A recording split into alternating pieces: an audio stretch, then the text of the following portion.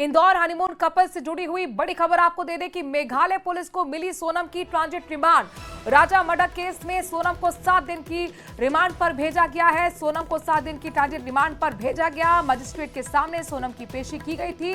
तो आपको पता है कि गाजीपुर से अरेस्ट किया गया था। मेघालय पुलिस पहले ही तय कर चुकी थी कि आज ही ट्रांजिट रिमांड मांगा जाएगा और जब यहां पर मजिस्ट्रेट के सामने पेशी हुई तो ट्रांजिट रिमांड की मांग मेघालय पुलिस की तरफ से की गई है। 7 दिन की रिमांड को मंजूरी मिली है। हर वो सवाल का जवाब जानने की कोशिश मेघालय की पुलिस करेगी कि आखिरकार किस तरह से प्लानिंग रची गई, कहां तक सोनम का इन्वॉल्वमेंट है, किस हथियार से अपने पति की सोनम ने हत्या की है, कॉन्ट्रैक्ट किलर का कहां तक भूमिका है, कैसे कॉन्टैक्ट किया गया, ये तमाम सवाल जिसका जवाब जानने की कोशिश मेघालय पुलिस करेगी। ट्रांजिट रिमांड पर ले लिया गया है सोनम को, मेडिकल भी कराया गया है और यहां से अब उसे रात में मेघालय ले जाया जाएगा। राजा रघुवंशी के परिवार ने कहा है कि सोनम ने ही शिलांग में हनीमून का प्लान बनाया था, लेकिन उसने शिलांग जाने की टिकट तो बुक कराई, वापसी की टिकट बुक नहीं कराई। ऐसा क्यों हुआ? इस सवाल का जवाब सिर्फ सोनम दे सकती है। सवाल यह भी है कि अगर सोनम बेकसूर है तो उसने अपने परिवार से इतने दिन बाद संपर्क क्यों किया, और अगर उसने पैसे देकर अपने पति की कॉन्ट्रैक्ट किलिंग कराई तो वो गाजीपुर में बेहद बुरी स्थिति में क्यों मिली। सोनम ने अपने बॉयफ्रेंड राज के कहने पर अपने पति राजा की हत्या की साजिश रची या राज के दबाव में उसने अपने पति की हत्या की साजिश में साथ दिया। ऐसे कई सवाल हैं जिसके डॉट अभी जोड़े जाने बाकी हैं।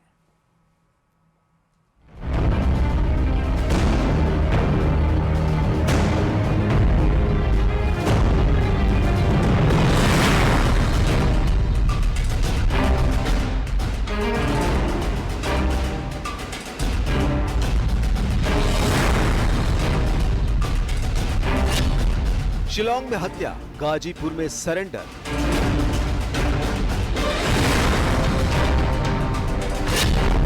सत्रह दिन अंडरग्राउंड या अगवा।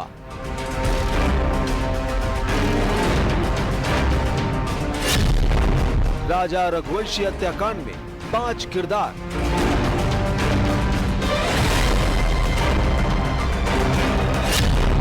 हत्याकांड की मास्टरमाइंड या विक्टिम है सोनम।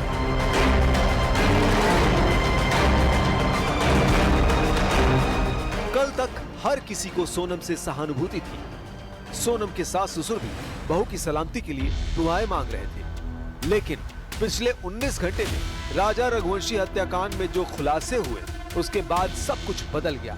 विक्टिम मानी जा रही सोनम विलेन मानी जाने लगी। मेघालय पुलिस ने सोनम को उसके पति की हत्या का प्राइम सस्पेक्ट बता दिया, जिसके बाद जिस ससुराल में सोनम की आरती उतारी जाती थी उसी ससुराल में उसके फोटो जलाए जाने लगे।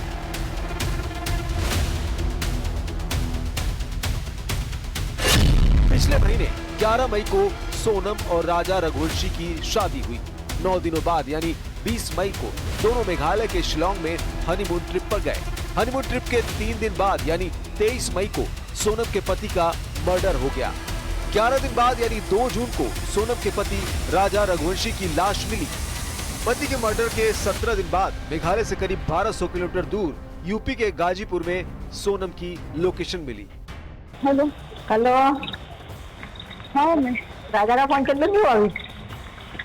अभी नहीं हुआ, बस हम चढ़ाई कर रहे हैं, तो हम ऊपर चढ़ गए फिर फोन लगाते हैं। और आज तो उपास होगा फिर? मेरा तो उपास है ना, मेरे को 2-3 बार बोल दिया। हाँ? मैं घूमने के चक्कर में अपनी 11 थोड़ी तोड़ूंगी। वही तो तेरी मैं अभी फरियाद बना रही तो मेरे को एकदम से याद आ गई कि आप तो मेरे बहू का उपास बापे। हाँ, खिचड़ी बना रही हूँ। फोन आ गया था कि उपास है तो मैं नहाऊं। हाँ तो कहीं दूध लस्सी जो भी मिल रहा हो उपास का सामान वो खा लो। कल रात 1 बजे सोनम यूपी के गाजीपुर में एक ढाबे पर पहुंची। वो बदहवास थी। उसने ढाबा मालिक से उसका फोन मांगा और अपने भाई को फोन कर अपनी लोकेशन दी। ढाबा मालिक ने आधी रात को एक लड़की को इस हालत में देखकर पुलिस को सूचना दी, जिसके बाद पुलिस ने फौरी पूछताछ के बाद सोनम को हिरासत में ले लिया।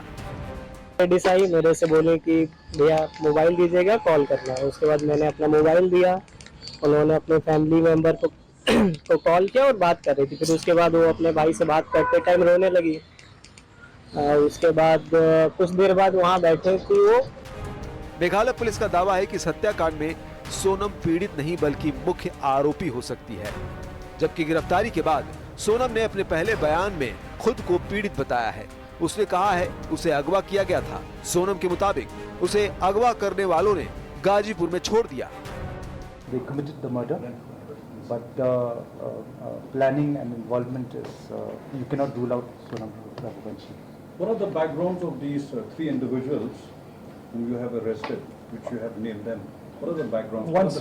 Once they come here, then we will know about their background, educational background. They think that is when they come here.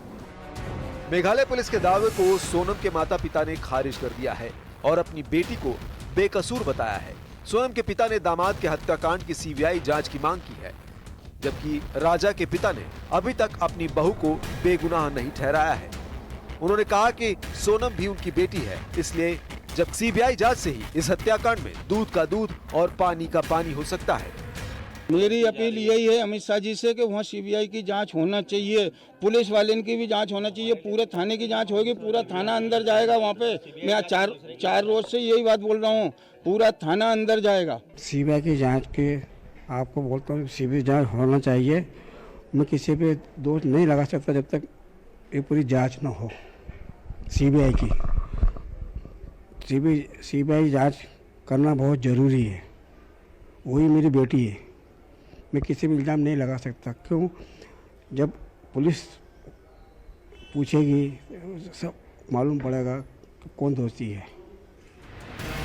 राजा की मां को अपनी बहू पर शक तो है, लेकिन वो भी यही कह रही है कि सोनम से कड़ाई से पूछताछ करने से पहले उसका नाम नहीं लिया जा सकता। जबकि सोनम की मां 17 दिन से लापता बेटी के मिल जाने से सुकून महसूस कर रही है। उनका कहना है कि बेटी के मिल जाने से अब राजा की मर्डर मिस्ट्री से पर्दा उठ जाएगा। क्यों भाग रही थी? सवाल ये भी है ना, सोनम क्यों भाग रही थी? सोनम को आना चाहिए। सोनम के हाथ पहले फोन नहीं लगा क्या किसी का?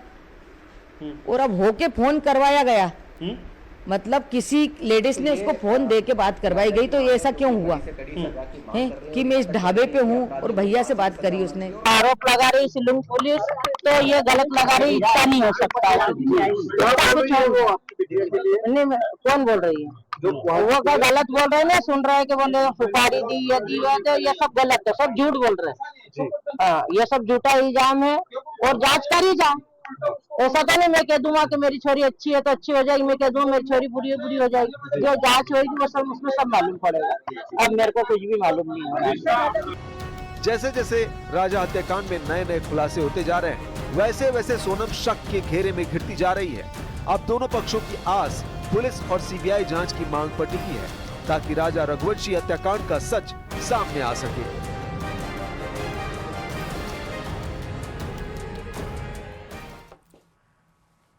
भारत